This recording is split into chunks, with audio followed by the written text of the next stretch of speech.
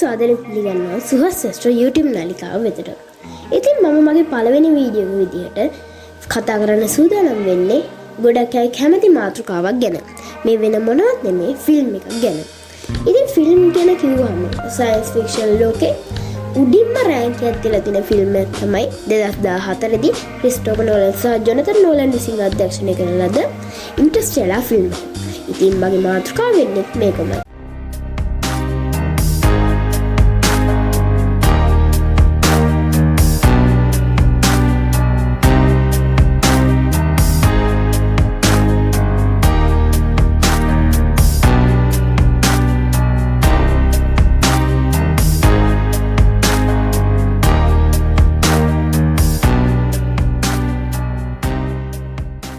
සේටම කලින් මම ඔයාලගෙන් ඉල්ලා ඉන්න අපේ channel එක subscribe කරන්න කියලා. එතකොට අලුතෙන් දාන videos ගැන ඔයාලට touch එකේ ඉන්න පුළුවන්. ඉතින් like කරලා comment එකක් දාලා share කරලා subscribe කරලා තියන්න. ඉතින් යාළුවනේ මම මුලින්ම කියන්න කැමති මේ වීඩියෝ එක ඉතාමත්ම සරල විදිහට මම මේ චිත්‍රපටය ගැන විග්‍රහ කරන වීඩියෝ එකක්. නමුත් මේ චිත්‍රපටය ඉතාමත්ම ගැඹුරු භෞතික විද්‍යාත්මක සංකල්ප වලින් පිරිච්ච විද්‍යා ප්‍රබන්ධ චිත්‍රපටයක්. ඉතින් මේ ෆිල්ම් එක එහෙම ලේසියෙන් සරලව විග්‍රහ කරන්න පුළුවන් චිත්‍රපටයක් නෙමෙයි. ඒතකොට මේ චිත්‍රපටයේ තියෙන ගැඹුරු විද්‍යාත්මක සංකල්ප ගැන මම වෙනම වීඩියෝ එකක් කරන්න බලාපොරොත්තු වෙනවා. හරි මම කිව්වනේ මේ චිත්‍රපටිය දැක්කහම දන්නේ නැති කෙනෙක් බැලුවම ඔළුව කුරුවල් වෙන චිත්‍රපටියක් කියලා. එයි මම එහෙම කියන්නේ. උදාහරණයක් විදිහට මේ චිත්‍රපටියේ එක්තරා අවස්ථාවක් තියෙනවා. වයසක දුවෙක්ට වයස අවුරුදු 90ක විතර දුවෙක්ට අවුරුදු 35ක 36ක විතර තමන්ගේ තරුණ තාත්තාව හම්බෙනවා. ඔයාලා ඇහුවම මොකද්ද කියලා හිතන ඇති. ඒ වුණාට චිත්‍රපටිය බලපු අය දන්නවා මේක වෙන්න හේතුව මොකද්ද කියලා. ඊට පස්සේ තව දර්ශනයක් තියෙනවා මෙන්න මේ වගේ කිලෝමීටරයක් විතර උස මුහුදු රළක දර්ශනයක්. කිලෝමීටරයක් විතර උස අපේ ආපු සුනාමියවත් එච්චර උස නෑනේ මුහුදු රළ. කිලෝමීටරයක් විතර උස මුහුදු රළක්. ඉතින් මේකට හේතුවත් මේ චිත්‍රපටිය බලලා තියෙන අය දන්නවා. හැබැයි බලලා නැති අය උපුලුවන් අද මම මේ කියන විග්‍රහයෙන් ඒක තේරුම් ගන්න. මූලික තොරතුරු ගැන කතා කරොත් එහෙම 2014 දී ක්‍රිස්ටෝෆර් නෝලන් කියන සිනමා අධ්‍යක්ෂකවරයා විසින් අධ්‍යක්ෂණය කරන ලද ඊට පස්සේ ක්‍රිස්ටෝෆර් නෝලන් සහ ජොනතන් නෝලන් කියන අය පිටවත රචනා කරපු ෆිල්ම් එකක්. මේ ෆිල්ම් එක විද්‍යා ප්‍රබන්ධ මූවි එකක් නේ. ඒ කියන්නේ සයන්ස් ෆික්ෂන් මූවි එකක් නේ. ඉතින් මේකට අවශ්‍ය භෞතික විද්‍යාත්මක දැනුම සංකල්ප ලබා ගන්න මෙයාලා කිප් තෝන් කියන න්‍යායාත්මක භෞතික විද්‍යාධරයාව උපයෝගී කරගන්නවා. මේ කිප් තෝන් කියන කෙනාට 2017 දී භෞතික විද්‍යාවට නොබෙල් තාගේ හිටන් හිමි වෙලා තියෙනවා. ඉතින් ඊට පස්සේ මේ ෆිල්ම් එක මෙච්චර වටින්නේ මේ මිනිස්සු මේ ෆිල්ම් එක මෙච්චර ඔළුවට අරගෙන මෙච්චර ලොකුවට හිතන් ඉන්නේ මේ ෆිල්ම් එක ගැන. මේකට එක උදාහරණයක් තියෙනවා. ඒක තමයි මේ ෆිල්ම් එක හදද්දී එයාලා ඒකට පාවිච්චි කරපු එෆර්ට් එක. ඒ කියන්නේ නැත්නම් එයාලා ඒක හදන්න ගත්ත මහන්සිය. මේ ෆිල්ම් එකේ දූවිලි කුණාටු සහිත දර්ශන ගොඩාක් තියෙනවා. ඉතින් මේ දූවිලි කුණාටු කියන ඒවා CGI තාක්ෂණය පාවිච්චි කරලා ඉතාමත්ම ලේසියෙන් හදාගන්න පුළුවන්. නමුත් අපේ ක්‍රිස්ටෝෆර් නෝලන් මහත්මයා එහෙම නෙමෙයි කරන්නේ. මුළු නගරයක්ම අරගෙන දූවිලි කුණාටු වලින් වහනවා. කෘත්‍රිම විදුලි පංකා කෘත්‍රිම දූවිලි යොදාගෙන මුළු නගරයක්ම වහනවා. ඊට පස්සේ මේ ෆිල්ම් එකේ බඩේරඟු වගා කරලා තියෙන තැන් මේ වගේ ගොඩක් දේවල් සම්බන්ධ දර්ශන තියෙනවා. උදාහරණයක් විදිහට බඩේරඟු වගාවක් ඇතුලෙන් වාහනයක් ගිහිල්ලා බඩේරඟු තලාගෙන සේරම කරලා ඊට සාන්තිකල මේවා ගිනි තියනවා. මේ වගේ ගොඩක් දේවල් තියෙනවා. ඉතින් මේවා ආශ්‍රිත දර්ශන ලබා ගන්න අක්කර 500ක බඩේරඟු වගා කරනවා. බඩේරඟු වගා කරලා ඊට පස්සේ ඒවා තලලා පෙළලා ගිනි තියලා විනාශ කරලා දානවා. ඉතින් මේ වගේ ගොඩක් දේවල් තියෙනවා. තව ෆිල්ම් එකේ අන්තිම හරිය ඔළුව ඇඹරිලා කැරකිලා යන සංකීර්ණ දර්ශනයක් තියෙනවා. ඉතින් මේ දර්ශනය සහ ඒවට සම්බන්ධ දර්ශන ලබා ගන්න ටෙසරැක්ට් එකේ දර්ශන ලබා ගන්න මේ මුළු මැදිරියක්ම මේ වගේ බෑග්ග්‍රවුන්ඩ්ස් වලින් ලී වලින් දාලා හදනවා මේ ක්‍රිස්ටෝෆර් නෝලන් කියන අධ්‍යක්ෂකවරයා. ඒකේ එක තැනක් තියෙනවා මේ මැදිරිය ඇතුලේ කුහරයක් වගේකින් අර කූප යනවා. ඉතින් මේ යන්න දිගට යම් කිසි දුරකට ඇතුළට අර ඒ වගේම ටෙසරැක්ට් එක හදනවා. ටෙසරැක්ට් එක ගිනි තියෙන එක නම් කිසි ටෙසරැක්ට් එක වහන එක නම් එයා හදන්නේ CGI වලින්. නමුත් අර දැන් ඒකේ මොන වර්ම් හෝල් කළු කුහර ඊට පස්සේ කළු කුහර මේ වගේ දේවල් කොහොමත් අපිට බෑග්ග්‍රවුන්ඩ්ස් වලින් හදන්න බැන්න වර්ම් හෝල් තියෙනවා පණුපුර කියන ඒවාම අපි දැකලා නැහැ. අපි දන්න භෞතික විද්‍යාත්මක දැනුමට අනුව තමයි මෙහෙම ඒවා තියෙනවා කියලා අපි හිතන්නේ. අපි දැනට අධ්‍යයනය කරලා තියෙන භෞතික විද්‍යාත්මක දැනුම නැත්නම් න්‍යායවන් වලට අනුව මේවට අනුව යන්නේ මේවන් තියෙනවනම් විතරයි. කියන්නේ වර්ම් හෝල් වගේ තියෙන ඒවා තියෙනවා කියන එක අපි දැනට අපේ භෞතික විද්‍යාත්මක න්‍යායවන් වලට අනුව හිතාගෙන ඉන්නවා. නමුත් අපි මේවා දැකලා නැහැ. ගොඩක් දුරට තියෙන්න ඕනේ. නමුත් මෙයාලා අර සෙනසුරු ගාව තියෙන වර්ම් හෝල් එකකින් තමයි යන්නේ. ඉතින් මේ වගේ වර්ම් හෝල් එක සම්බන්ධ දර්ශන ලබා ගන්න මෙයාලා CGI පාවිච්චි කරනවා. CGI මත නෙමෙයි. ඒක නිකන් සිමුලේෂන්ස් යාලා පාවිච්චි කරන්නේ. ඉතින් මේ වගේ දේවල් ඒ කියන්නේ අරවා හදාගන්න පුළුවන් ඒවා යාලා උපරිම වියදම යොදාගෙන හදනවා. ඉතින් මේ වගේ ලොකු එෆර්ට් එකක් දීලා තියෙනවා මේ ෆිල්ම් එක හදන්න. මේ වවන්න පුළුවන් ශාක මට්ටම අඩු වෙනවා. අංගමාරය කියලා දිලිල රෙඩක් මේ ගස් වලට හැදෙන්න පටන් ගන්නවා. අන්තිමටම පෘථිවිය ඉතුරු වෙන්නේ බඩේරුම කියන ශාකය විතරයි. මේකටත් පොඩි හේතුවක් තියෙනවා. බඩේරුම කියන්නේ ජලය ඊට පස්සේ පස් මේ වගේ සුළු ප්‍රධාන දේවල් වලින් විතරක් උනත් වැවෙන්න පුළුවන් දෙයක්. ඔය පොහොර අනම්මනම් අත්‍යවශ්‍යම නොවන දේවල් මේකට අවශ්‍ය වෙන්නේ පොඩි මූලද්‍රව්‍ය වලින් උනත් මේ බඩේරුම කියන ශාකයට වැවෙන්න පුළුවන්. ඔය විද්‍යාව 9 10 වසරේදී අපිට මේක උගන්වනවා. ඉතින් ඊට පස්සේ මෙහෙම ගිහිල්ලා අන්තිමට බඩේරුම විතරක් ඉතුරුනාම ආහාර අර්බුදයක් ඇති වෙනවා. සත්තු මැරෙන්න ගන්නවා. අන්තිමටම පෘථිවි ජනගහනයත් ගොඩක් අඩු වෙනවා. මිනිස්සු මැරෙනවා. ඊට පස්සේ මේ දූවිලි කුණාටු කියන දේවල් පටන් ගන්නවා. පෘථිවියේ ඩස්ට් එක වැඩි. මොකද වැස්සත් අඩුයි. ගසින්න වැස්සත් අඩුයි. ඒකින්ද ඩස්ට් එකත් වැඩි. දූවිලි කුණාටු හැම වෙලාවෙම එන්න පටන් ගන්නවා. ඉතින් අපි අර ෆිල්ම් එකේදී එක තැනක තියෙනවා මර්ෆි එයාගේ තාත්තයි ඊට පස්සේ එයාගේ පුතයි මර්ෆි සීයයි ස්ටේඩියම් එකේ ඉද්දී සයිරන් එකක් වදිනවා. සයිරන් එක වැදුනහම මිනිස්සු පිටිපස්ස හැරිලා බලනවා දුවිලි කුණාටුව ඈත ඉඳන් එනවා. ඉතින් මෙයාලා මෙහෙම එද්දී දුවිලි කුණාටුව වැඩි වෙලා වාහනේ වැහිලාම යනවා. මෙයාලා අන්තිම වෙනවා ඒක වෙන්නේ කොහොමද කියලා හිතා ගන්නවා වගේ එච්චරටම දුවිලි කොහෙන්ද කියලා. කොහොමද වාහනේ වැහිලා යනවා. ඊට මෙයාලා ඇතුළට ගිහිල්ලා කූපර් මර්ගෙන් අහනවා මර්ෆ් ඔයා සේරම ජනෙල් වහලා නේද තියෙන්නේ කියලා. නැත්නම් දුවිලි ඇතුළට එනවනේ. එතකොට මර්ෆ්ට මතක් වෙනවා එයාගේ කාමරේ ජනෙලේ එයාට වහන්න අමතක වුණා කියලා. එතකොට එයාලා මර්ෆ් දුවගෙන යනවා එයා කාමරේට. ඒක දැකලා කූපර් දුවගෙන යනවා. එතකොට ගියපු ගාම කූපර් ජනෙල වහනවා. ඊට පස්සේ එයාලට පේනවා බිමට වැටිලා තියෙන දූවිලි ඉතා රටාවට අනුව තමයි වැටිලා තියෙන්නේ කියලා. ඉතින් මෙයාලා මේක ගැන හොය ඉතින් මෙයාලා දැනගන්න ලැබෙනවා මේ බයිනරි කෝඩ්ස් තමයි වෙනට හම්බලා තියෙන්නේ. බයිනරි දත්ත. ඉතින් මෙයාලා තවදුරටත් මේක ගැන හොය ඉතින් කූපර්ට එකපාරට මතක් වෙනවා මේ දීලා තියෙන යම්කිසි අංකයක් කියලා. ඊට පස්සේ එයාලා තවත් හොය යද්දී මෙයාලට ලැබෙනවා ඛණ්ඩ අංකයක්. නැත්නම් අපි කියන කෝඩිනේට්ස්. කෝඩිනේට්ස් ටිකක් හම්බෙනවා. මැප් එක මෙයාලා බලද්දී එයාලට පේනවා එයාලා රටේම කොනක හරිය තමයි මේ කෝඩිනේට්ස් වලින් පෙන්නලා දාලා තියෙන්නේ කියලා. ඊටසේ කූපර් යනවා එතනට. හැබැයි මර්ෆ්ට එන්න කියන්නේ නැහැ. මොකද එයා දන්නේ නැහැ මොනවද එතන තියෙන්නේ කියලා. කූපර් බය වෙලා මර්ෆ් ගෙදර තියලා කූපර් යනවා. ඉතින් කූපර් එහෙම යද්දී එකපාරටම කූපර්ගේ වාහනේ රෙදි ගොඩක් අස්සෙන් මර්ෆ් එකපාරටම මතුවෙනවා. ඉතින් මර්ෆ්ට තෝර වෙලා තිබුණා මේ ගමන යන්න. ඉතින් මර්ෆ් කරලා තියෙන්නේ රෙදි ගොඩ අස්සේ ඉඳලා මග හරිය ගියාම ආපහු ගෙදරට හැරිලා එන්න බැරි තරම් දුර ගියාම එයා එතනින් මතුවෙනවා. ඉතින් ඊට පස්සේ ඒ දෙන්න එතන හොයාගත්තාම රෑ වෙලාවදී එයාලා එතනට ළඟා වෙනවා. ඊටසේ කූප ගිහිල්ලා එතනට දොර ගේට්ටුවක් ගේට්ටුවකින් වහලා තියෙන්නේ. එතන ගිහිල්ලා ගේට්ටුවෙන් බලන් ඉති වඩන ටෝච් එකක් ගහලා කවුද කියලා අහලා කූපර්ව සීන තියලා වැටෙනවා. අපි අර සීන තියලා වැටෙනවා. ඊට පස්සේ මර්ෆ් එක දැකලා බය වෙලා කෑ ගහනවා. එතන කෙනෙක් ඇවිල්ලා බය වෙන්න එපා කියලා. ඊට පස්සේ වාහනේ ඇතුළේ ගෙනියනවා. ඊට පස්සේ ටික ළඟින් කූපර්ට සිහිය එනවා. සිහිය ආපහු මෙයා දැනගන්න මෙයා ඇවිල්ලා තියෙන්නේ නාසාගේ මධ්‍යස්ථානයකට කියලා. ලෝකෙ ඉතුරුලා තියෙන එකම මධ්‍යස්ථානය කියලා. ඉතින් මේ ධ්‍යානයේ එළවන්න කියලා කියපු වෙලාවේ කූප කියනවා මට ළමයි ඉන්නවා මහාචාර්යතුමා ඒකින්ද මට මේක එළවන්න බෑ මට මොකක් හරි මේ ළමයින්ට මොකද වෙන්නේ කියලා. ඊට පස්සේ මහාචාර්යතුමා කියනවා if you want your kids go and save them. ඒ කියන්නේ ඔයාලට ඔයාගේ ළමයිව ඕනේ නම් එයාලගේ අනාගතය රැකගන්න මේ වැඩේ කරන්න කියලා. ඒතර මේ වදන් ටික කූපගේ හිතට තදින්ම වදිනවා. ඊට පස්සේ එයා කැමති වෙන අන්තිමටම යන්න. හැබැයි කූපගේ දුව මර්ෆි කැමති වෙන්නෙම නෑ. ගෙදර ඇවිල්ලා මර්ෆි කාමරේ වහගෙන අඬනවා.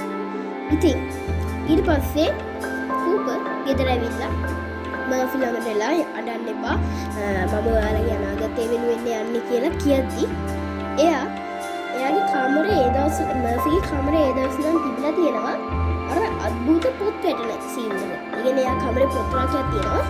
අద్භූත විදිහට පොත් රාක්කේ පොත් වැටෙනවා.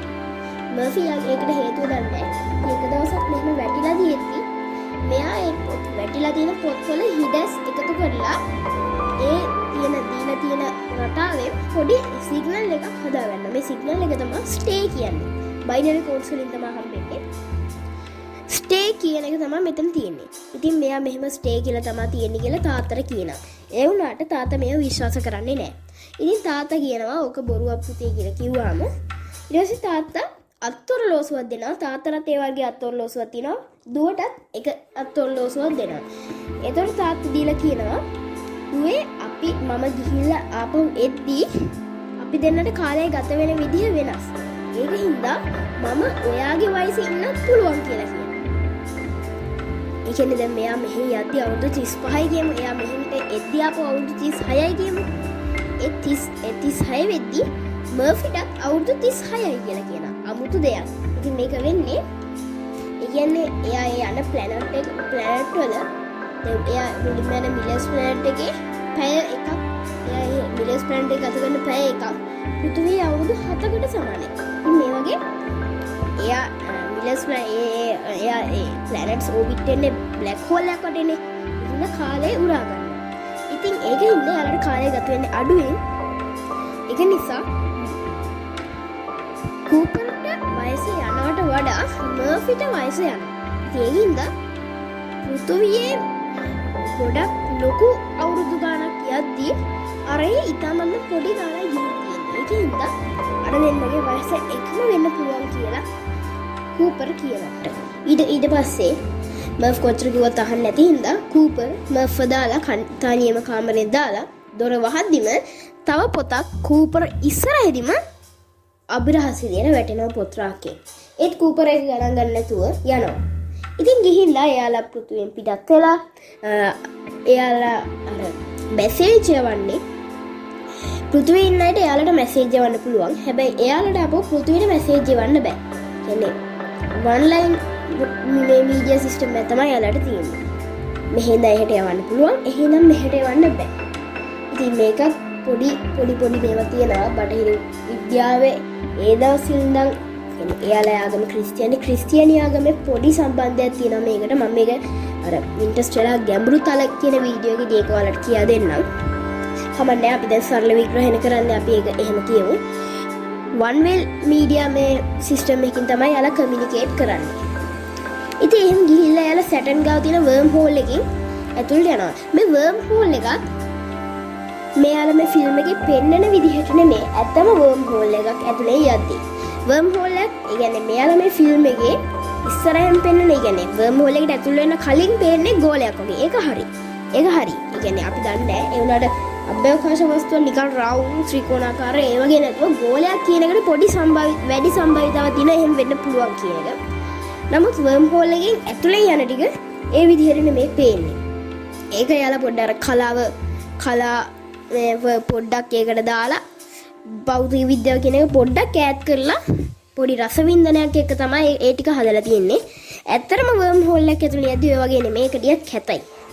හරි කමන්නේ. ඊට පස්සේ මේ වර්ම් හෝල් එකේ ඇතුලේදී ඩොක්ටර් බ්‍රෑන්ට් පේනවා මිනිස් අතක් වගේ පොඩි දෙයක්.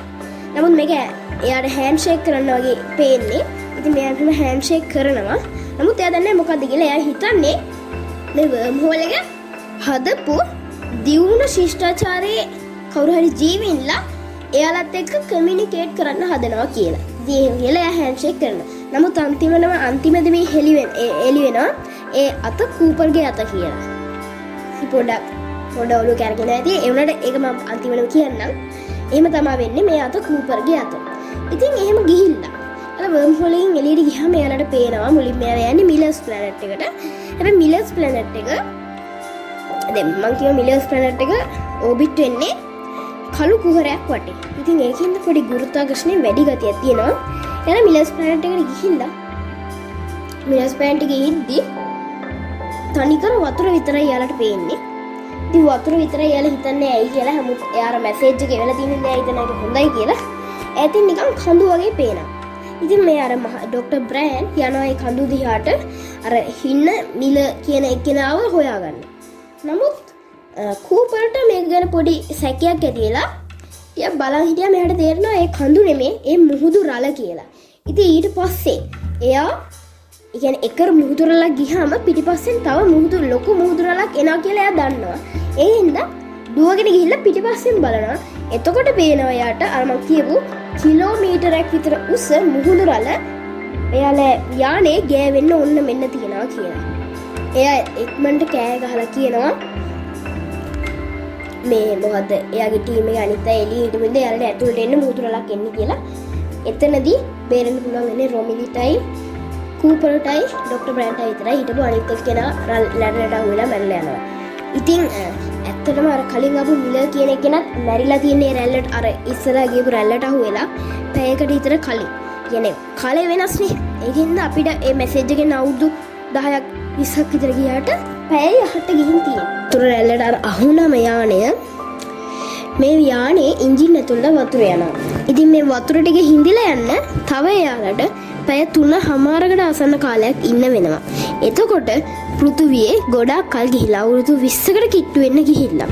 ඉතින් ඒක හින්දා ඒ අර යානේ මේ මොකද්ද හිටියේ මේ මොකද්ද අර යානේ හිටියේ ඩොක්ටර් මෑනුයි ඩොක්ටර් බ්‍රෑන්ඩුයි මොකද්ද කූපයි විතරනේ.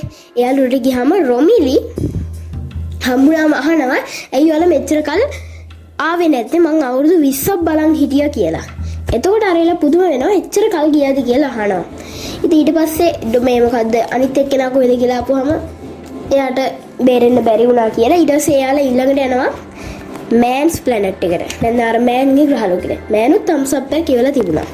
හැබැයි මේ මෑන් පොඩි හොර වැඩක් කරලා තිබුණා. එයා එහෙට ගියාම තේරෙනවා මේක අයිස් වලින් පිරිච්ච ග්‍රහලෝකයක්. මේකේ කොහොමද මිනිස්සුන්ට ඉන්න පුළුවන් කියලා. ඊට පස්සේ තව මෑන් හම්බුණා. මෙයාව ශිෂ්‍යතාගාරෙන් දැන් ඇහැරවනවා. මෑන් පොඩි ළමෙක් වගේ අඬනවා. මුල් අවුරුදු ගානකට පස්සේ මිනිස්සෙක්ව පළවෙනි පාරට දකින්නේ ඒ ෂෝක් ඒ කියන්නේ ඒ සතුටට එයාට ඇඬෙනවා පොඩි ළමෙක් වගේ. ඉතින් ඊට පස්සේ එයාත් එක්ක හිටපු කිප් කියන රොබෝවරයව එයාව අක්‍රිය කරලා තිබුණා. ඉතින් ඇයි එයාව අක්‍රිය කරලා තියෙන්නේ කියලා අපුවම එයාගේ වැරද්දකට කියලා මෑන් කියනවා. එම කියනවා හැබැයි ඒක ඇත්ත නෙමෙයි. ඊට පස්සේ මෑන් කියනවා මේ තව මේ ග්‍රහලෝකෙම තවත් පැත්තක් තියෙන ඒ පැත්ත විතර මිනිසුන් ඉන්න හොඳයි කියලා කූපර් එක යනවා. කූපර් එක ඒ පැත්තට යනවා. එතකොට කවුද ඩොක්ටර් බ්‍රෑන් ලෑස්ති වෙනවා. එයා ගෙනාපු අර මොනවද මිස් බිත්තර ඒවා මේ තියන්න පුළුවන් විදිහට පොඩි මධ්‍යස්ථානයක් වගේ එකක් හදාගන්න. ඉතින් මෙහෙම යද්දි කූපයි මේ ඩොක්ටර් මෑනුයි යද්දි මෑන් එක කතා කූපර්ට කියනවා. ඔයා දන්නවද මේ මොකද්ද මේ මොනවද රොබෝස්ලා ගේන්න බැරි මේ වගේ පරීක්ෂණ වලට එයාලට මරණ බය පොවන්න බෑ. ක්ෂණිකව විසඳුම් තීරණ ගන්න බෑ. ඒකින් දැන් මිනිස්සු වන්නේ එයාලට මරණ බය පොවන්න බෑනේ. ඉතින් එක ඒවා කියනවා. ඊට එකපාරටම අහනවා ඔයා මේකෙන් ආපහු ගෙදර යන්න කැමතිද කියලා. ඌ කියනවා කූපර්. ඇයි ඔයා කැමති කියලා අහනවා. ඊටසේ මම මගේ ළමයින්ව බලන්න කියලා අහනවා. ඊට පස්සේ මේ මෑන් අහනවා ඔයා දැන් මැරුණොත් ඔයා උත්සාහ කරන්නේ ඔයාගේ ළමයින්ව බලන්න තව චුට්ටක් හරි වෙලා ඉන්න නේද කියලා අහනවා. ඉතින් ඔව් කියන එක සාමාන්‍යයෙන් හැමෝටම කියනවා. ඊට එකපාරටම කූපර්ගේ සිග්නල් මේ මොකද ට්‍රැකින් මේ ගලවලා විසික් කරලා කූපර්ව තල්ලු කරන පල්ලෙහ ප්‍රපාතයකට. පස්සේ දෙන්න රණ්ඩු වෙලා එතකොට මෑන් එතකොටද මේ කූපර්ට කියනවා මම මේ කරේ බොරුවක්. මේක මිනිස්සුන්ට ගැලපෙන්නේ නැහැ මෙතන. ඒ වුණාට මාව බේරගන්න මිනිස්සු කට්ටියක් මම මේක එබුවොත් එනවා කියලා දන්නේ හින්දා තමයි මම මේක එබුවේ කියලා. ඊපස්සේ ඔයා වගේ බයගුල්ලෙක් කිය බැනලා හොඳටම අන්තිමටම කූපර් බේරිලා එනවා. يعني කූපර්ගේ අර එයාගේ ෆේස් එක මාස් මේ වගේ ග්ලාස් එක බින්දලා එතකොට අර හොඳ නැති එයාස් මේ එයාට මේ එක්සෙල් වෙනවනේ ඉන්හෙල් වෙනවනේ. එතකොට ඊට පස්සේ එයාගේ අර ඔක්සිජන් මේ මොකද්ද ෆිල්ටර් එක යා ගලවලා විසික් කරනවා. ඉතින් එතකොට මේ එයාට හුස්ම ගන්න බැරි හින්දා එයාගේ ට්‍රැකින් ඩිවයිස් එක හොයාගෙන කතා කරලා හෙල්ප් කියලා උදව් කරන්න කියලා. එතකොට මේ බ්‍රෑන්ඩ් එතෙන්ට එනවා. බ්‍රෑන්ඩ් ඇවිල්ලා එයාට උදව් කරනවා. ඊට පස්සේ එතකොට බ්‍රෑන්ඩ් කියනවා මෑන් කියන්නේ බොරු කරන්න කියලා. ඊට පස්සේ එයාලා ඉතින් ඉතින් මෙයාලා ෂිප් එකේ යද්දී එයාලා යානේ නැගලා ආපහු යද්දී දැන් එයාලා යානවල දෙකක් ආවනේ. අනිත් යානේ නැගලා ඩොක්ටර් මෑන් එයා විතරක් තනියම ගිහිල්ලා එයාලා මේන් එන්ඩියුරන්ස් යානේ කියන්නේ එයාලා ඒක ගිහිල්ලා ඩොක් කරගෙන ඊට පස්සේ යන තැනකට යන්නේ. ඒකට සෙට් වෙන්න හදනවා. ඒ කියන්නේ මේ මොකද්ද ඩොක් වෙන්න හදන. හැබැයි එයා ඒක ඩොක් වෙන සිස්ටම් එක දන්නේ නැහැ. හැබැයි ඒක කලින් තිබ්බා ඔටෝ ඩොකින් සිස්ටම් එක. කියන්නේ ඔටෝම යාන විසින් මේ ඩොක් කරගන්න සිස්ටම් එක. හැබැයි එයාලා අරේලත් එක ආපු එක රොබෝ කෙනෙක් ඒක මේ මොකද්ද අක්‍රිය කරලා දැම්ම. මොකද යානේ සේෆ්ටි එකට. ඊට පස්සේ අරයා දැන් ඩොක් කරගන්න දන්නේ නැහැ. එයාට පුරුදු විදියට හිතන විදියට ඩොක් කරගන්න ගිහිල්ලා ඩොක් කරගන්න යනවා. ඉතින් ඒක දැකලා අනිත් ෂිප් එකේ ඉන්න කූපරුයි ඩොක්ටර් බ්‍රෑන්ඩ්ුයි කියනවා ඩොක් කරන්න එපා. මේ වැරදීමක් වුණොත් එහෙම පුපුරන්න පුළුවන් කියලා. ඉතින් අහන්නේ ඩොක් කරනවා. ඩොක් කරලා ඒක පිපිරෙනවා. පිපුරුනහම ඒ පිපිරිච්ච මේ මොකද්ද පිපිරිච්ච එකට මේ එන්ඩියුරන්ස් මේ යානය වේගෙන් කැරකෙන්න ගන්නවා. ඉතින් කැරකෙද්දී වෙන යානයක් ගිහිලා ඩොක් කරන්න බෑනේ ඒකට. ඉතින් මේක ඩොක් කරන්න බැරි හින්දා කැරකෙල්ල ඉවර වෙන්නේ නෑනේ. මේ ස්පේස් එකේ ගෑස් එකක් නෑ. එයා එකක් නෑ. ඒකින්ද කැරගෙන ඉවර වෙන්නේ නෑනේ. ඒකින්ද කූපර් එකපාරටම එයාගේ මේ මොකද්ද ෂිප් එකේ ඉන්න රොබෝට කියනවා ඔයා يعني කූපර් එන්ජින්ස් ඔන් කරලා යානේ දිහා යන ගමන් කියනවා. එතකොට අර රොබෝ කියනවා ඔයා මොකද කරන්නේ ඩොක් කරන්න බෑනේ කියලා. ඒත් කූපර් අහන්නේ මේ ඩොක් එතකොට රොබෝට කියනවා එන්ඩියුරන්ස් යානේ කැරකීම නැත්නම් ස්පින් එක ඇනලයිස් කරන්න කියලා. ඊට පස්සේ ඇනලයිස් කරලා මෙයා කිව්වහම රොබෝ කිව්වහම ඊට පස්සේ කූපර් කියනවා ඔයාලා ලෑස්ති වෙන්න ඕනේ ඒ ගානට ඒ කැරකෙන ගානට අපේ මේ මොකද ෂිප් එකත් කරකවන්න කියලා. පොඩක් ඔළුව මේ මොකද මේසප් වෙලා යනවා. ඒ උනාට ඒ ෆිල්ම් එක බලද්දි තේරෙනවා ඒ ගානට කරකවන. ඊට පස්සේ එයාලා කෙලින්ම ඒක යටින් ගිහින් සෙට් කරලා ඒ ගානට කරකවනවා. ඊට පස්සේ එයාලා සෙට් කරලා ඊට පස්සේ අර පිපිරිච්ච තැන ඒව හදාගෙන මේ ඊට පස්සේ ඊළඟ එයාලා කතා කර මේ කතා වෙනවා මොකද කරන්නේ මොකද එඩ්මන්ඩ්ස් ග්‍රහලෝකෙනේ දැන් ඉතුරු වෙලා තියෙන එකට යනවද කියලා. ඊට පස්සේ දැන් යන්නේ එයාලට ෆියුල් මදි. හැබැයි එයාලා අර කළු කුහරේ ඇතුළට ගිහිල්ලා ඒක ඇතුලේ තියෙන ඩීටේල්ස් බැලුවොත් එයාලට පුළුවන් ෂිප් එකක් හදාගන්න අර ගන්න. අන්තිමේදී මෙයාලා තීරණය කරනවා එයාලා ගාව ඉන්න එක රොබෝ කෙනෙක් ටාස්ව බ්ලැක් හෝල් එක ඇතුළට යවන්න කියලා. ඉතින් ඒ වුණාට කූපර් එක රහසක් හංගගෙන ඉන්නවා. කූපරුත් කැමති දැන් එයා දන්නවා කොහොමද පෘථිවියට යන්න බෑ කියලා. කූපරුත් කැමති ටාස් එකම බ්ලැක් හෝල් එක ඇතුළට යන්න. හැබැයි ඒක මෙයා ඩොක්ටර් බ්‍රෑන්ඩ් කියන්නේ මොකද බ්‍රෑන්ඩ් අනිවාර්යෙන්ම එපා කියන හින්දා. ඉතින් අන්තිමේටම බ්‍රෑන්ඩ් මොකද ටාස්ව යවලා ඉවරනාම ඩොක්ටර් කූපර් කවුන්ට්ඩවුන් එකක් පටන් ගන්නවා. එයාගේ මේ මොකද යානයත් පල්ලෙහාට අතාරින්න බ්ලැක් හෝල් එකට අතාරින්න. එතකොට බ්‍රෑන්ඩ් ඇයි කියලා අහුවම නිව්ටන්ගේ තුන්වෙනි නියමය අපි හොයාගත්ත එකම දේ ඉස්සරහට යන වැඩි බර දෙයක් ඉස්සරහට ගෙනියන නම් බර අඩු කරන එක. එතකොට බ්‍රෑන්ඩ් හොඳටම දුක හිතෙනවා. ඒ වුණාට කූපර් කොහොමද බ්ලැක් හෝල් එක ඇතුළට යනවා. හැබැයි බ්ලැක් හෝල් එක ඇතුළට එයා ගියාම එනියම් පේනවා සුදු තිර වගේක්. ඊට පස්සේ එයාට හුස්ම ගන්න බැරි වෙනවා. මොකද ගුරුත්වාකර්ෂණය ගොඩක් වැඩි. ගුරුත්වාකර්ෂණය වැඩි හින්දා හුස්ම ගන්න බෑ. කට ඇදෙනවා. එයා අන්තිමටම අර යානේ පුපුරන්න යන්න හින්දා එයා ඉජෙක්ට් කියලා يعني යානේ ඉජෙක්ට් වෙන්න බලනවා. ඒකෙත් කියන්නේ එජෙක්ට් කියලා කියවන්නේ. يعني ඉජෙක්ට් කියන වචනවත් හරියට කියා ගන්න බෑ. කට ඇදිලා තියෙන්නේ. ඉතින් ඒ වුණාට එයා එළියට ගියාම එකපාරටම ටෙසරැක්ට් එක ඇතුළට වැටෙනවා. මේ ටෙසරැක්ට් එකේදී එයාට පේනවා එයා ඉන්නේ මර්ව්ගේ කාමරේ පොත්‍රාගේ පිටිපස්සේ කියලා. එතකොට තේරෙනවා මර්ව්ගේ කාමරේ පොත් වටලා තියෙන්නේ කූපර්මයි කියලා. එයා මර්ව්ට සිග්නල්ස් යවන්න තමයි පොත් වටලා තියෙනවා. ඉතින් එතකොට මර්ෆ් කතා කරගන්න සම්බන්ධ කරගන්න හදද්දී එයා පාවිච්චි කරන එකම උපක්‍රමය තමයි පොත් වටලා සිග්නල් දෙන එක. එයා අර කූපරට යනාගතේ ඉන්න කූපරට යන්න එපා කියන්න ස්ටේ කියන ඒක වෙන විදිහට බයිනරි කෝඩ්ස් වලින් පොත් වටනවා. ඊට පස්සේ එයා යනවා කියලා දැනගත්තාම ගුරුත්වාකර්ෂණය මන්ත්‍රවල බ්ලැක් හෝල්ස් එකේ ඩීටේල්ස් ටික එයා අර මර්ෆ්ට දුන්න අතුරුලෝසී මාර්ගයෙන් මෝස් කෝඩ්ස් වලින් යවනවා. එතකොට ඒවා ගත්ත මේ මර්ෆ් ඒ දැනුමෙන් හදනවා යානයක් මිනිස්සුන් අභ්‍යවකාශ මධ්‍යස්ථානය හරහා එඩ්මන්ඩ්ස් ප්ලැනට් එකට ගෙනියන්න පුළුවන් වෙනවා.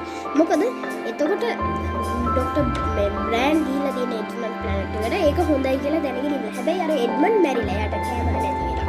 එඩ්මන්ඩ් මැරිලා යාගේ ශිෂ්ටාගාරෙ ඉඳ වැඩ කරන්න නැතුව ගිහිල්ලා යා මැරිලා. නමුත් මිනිස්සුන් ජීවත් වෙන්නේ ප්ලැනට් එක හොඳයි. ඒකින්ද එයා මොකද මිනිස්සුන්ව එඩ්මන්ඩ් ප්ලැනට් එකට ගෙනියන්න අර මේ වගේ මේ යූස් කරනවා. මොකද ඒ දැනුම යූස් කරලා යන්නේ හදනවා.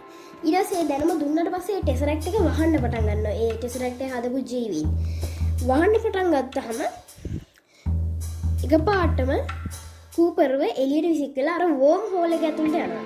වර්ම් හෝල් එක ඇතුළට එයාට පේනවා හරිනම් මේ මොකද්ද වර්ම් හෝල් එක ඇතුළේ නම් එන එයාලවම අර යානේ එන හැටි පේනවා. මම මතකද කිව්වා හෑන්ඩ් ෂේක් කියලා. ඒ හෑන්ඩ් ෂේක් කරන්නේ කූපර්මයි මෙහෙම අත දෙන්නේ ඩොක්ටර් බ්‍රෑන්ඩ්. ඒතර බ්‍රෑන්ඩ් හිතන්නේ උනාට අර මේ වෙන ජීවි කොටසටම අතට දුන්නේ කියලා. ඇත්තටම අතට දීලා තියෙන බ්‍රෑන්ඩ් කූපර් තමයි. ඉතින් ඊට පස්සේ මර්ෆින් හදලා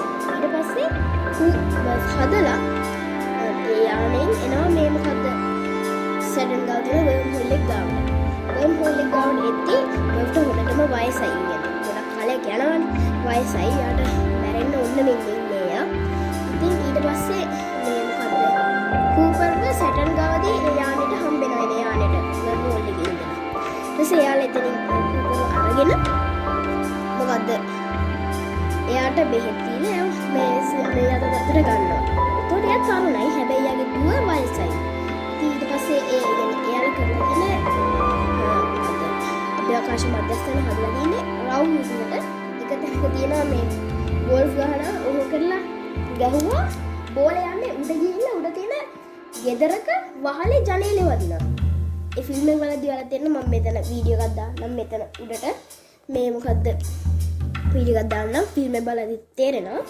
එහෙම තමයි යාලා හදලා තියෙන්නේ. එහෙම තාක්ෂණය යොදාගෙන ඊට පස්සේ එයාට හම්බෙනවා මර්ෆ් වයසේ එයාගේ දරුවන්ගේ දරුවෝ එක්ක ඉන්න මර්ෆ්. ඉතින් මර්ෆ් තමන්ගේ තාත්තා දැක්ක ගාම දුක හිතෙනවා. දුක හිතලා කියනවා මම දැනන් හිටියා කවදාද ඒවා එනවා කියලා. ඊට පස්සේ කූපර් අහනවා කොහොමද දැනන් හිටියේ කියලා. එතකොට කියනවා මොකද මගේ තාත්තා මට පොරොන්දුවක් දුන්න හින්දා කියලා. හරිම ෂෝක දැනගත් මේ කෑල්ලක් ඒ ෆිල්ම් එකේ තියෙන ෂෝක දැනගෙන කෑල්ල. ඉතින් එහෙම ඉවර වෙලා මර්ෆ් මැරෙන්න ඕන වෙන්නේ. ඊට පස්සේ ඒ මර්ෆ් කියනවා මේ කිසිම තාත්තා කෙනෙක් තමන්ගේ ළමයි මැරෙනවා දකින්න හොඳ නෑ කියලා කූපර්ට යන්න කියලා. ගිහිල්ලා එඩ්මන්ඩ් ග්‍රහලෝකේ තනි වෙලා ඉන්න බ්‍රෑන්ඩ් එක්ක ඉන්න කියලා. ඊට පස්සේ කූපර් යනවා. ගිහිල්ලා ටික දවසකින් මර්ෆ් එතනම නැති වෙනවා. හරි. ෆිල්ම් එකේ මම කිව්ව ෆිල්ම් එක යන හැටි විග්‍රහ කරලා ඉවරයි. ඉතින් ඊට පස්සේ සිද්ධ වෙන අපි කියමු ඔය ෆිසික්ස් ඒව ගැන එතන සිද්ධ වෙන භෞතික න්‍යායවල ගැන මම ඊළඟට වීඩියෝ එකක් කරන්න ලෑස්ති වෙනවා. මොකද දැන් මම අද කරේ ෆිල්ම් එක විග්‍රහ කිරීම. ෆිල්ම් එක පොතක් කියවනවා වගේ කියව යන එක තමයි මම කරේ. මේ ෆිල්ම් එක මම ගොඩක් ළමයින්ටවත් බලන්න වද හොඳයි කියලා කියනවා. මොකද මේ ෆිල්ම් එක ඉගෙන ගන්න දේවල් ගොඩක් තියෙන ෆිල්ම් එකක්. එකපාරක් බැලුවගෙන කවදාවත් තේරෙන්නේ නැහැ මට තේරුනේ නැහැ. මම ඒක ගැන හොයලා තමයි දැනගත්තේ. 2014 රිලීස් වෙච්ච ඉන්ටර්ස්ටෙලර් තමයි ෆිල්ම් එක. හැමෝම බලන්න. ඉතින් අතර මම ගිහින් එන්න.